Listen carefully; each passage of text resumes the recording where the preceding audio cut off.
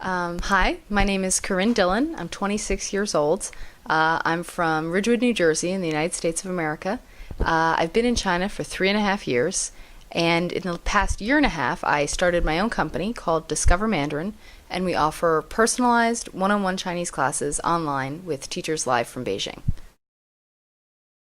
I graduated from college in 2007. I went to Harvard University in Massachusetts, and then I was on a year-long scholarship to study Mandarin in China, and then I worked at Ogilvy Advertising and Public Relations in Beijing for about a year before starting my company. Studying Chinese had been really a lifelong passion or pursuit of mine, and I knew that in the United States, at least, there were not really effective ways to learn Mandarin. People would sign up, would buy computer programs to learn, or they would study in middle school or high school or take college level courses, perhaps at a local community college. But really, at the end of those programs, and I know this because I went through them myself, you didn't really come out knowing how to speak Chinese. Maybe you could write some characters, maybe you could say a couple of phrases, but you didn't really know how to speak, and you certainly didn't have any speaking confidence. So Discover Mandarin was basically born from a need I knew that existed in the United States and all over the world for people who wanted to learn authentic conversational Mandarin, but didn't have a professional language instructor to practice with them in a one-on-one sort of stimulated conversational setting. Our company, Discover Mandarin, is based in the United States for legal reasons, in that I'm a United States citizen, my husband is a United States citizen, so for us it was just easier to navigate the legal process in the United States. And also for our customers, I think, because the vast majority of our customers are American, about 75%, and the rest being European or Australian, it gave more confidence, I think. People have more confidence in a business that's established in the United States. The most important thing, I guess, was the relationships with the teachers, making sure that we had the top level, top-notch Chinese language teachers to teach our students.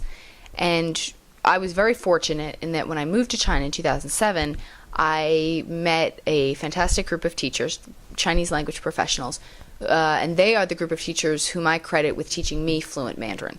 Again, as I said, I'd studied in high school and college, but I'd never really had one-on-one conversational opportunities with professional language instructors who were correcting me. So I say a sentence or I say a phrase, I'm saying it wrong, they immediately correct me, and I learn how to say it right. So again, I was very lucky in that I knew these group of teachers, I had very good relationships with them, and when I proposed to them the idea of starting my own business and having them come on board as my Chinese language instructors, they were very enthusiastic, very excited, and so when I began the company, I began with 5 of the teachers from whom I had learned fluent Mandarin. So I was 100% confident that they were great teachers because I had learned fluent Chinese from them, and that's how we started, with basically friends and teachers of mine. As anyone who's done business in China knows, relationships are very important here, what they call 关系. I've been very fortunate in that the people I do business with, and I put quotes around that because it sometimes doesn't feel like I'm doing business, it feels like I'm working with friends, my teachers. I have a very good relationship with them. I have a personal relationship with them. They've known me for a number of years now. And again, a good thing was that before we even started doing business together, we were friends. And we had a personal relationship from which neither side was trying to get anything from the other. It was just a personal friendship. We liked each other. So I think where most people run into problems in doing business in China is that they don't really know one another. They come to the table as business partners or as people who want to do business together, and there's no personal loyalty or friendship underlying that relationship. For me, I think what should have been the hardest part, which is the relationships with Chinese colleagues, has been surprisingly easy given the personal relationship and friendship that underlies the business relationship.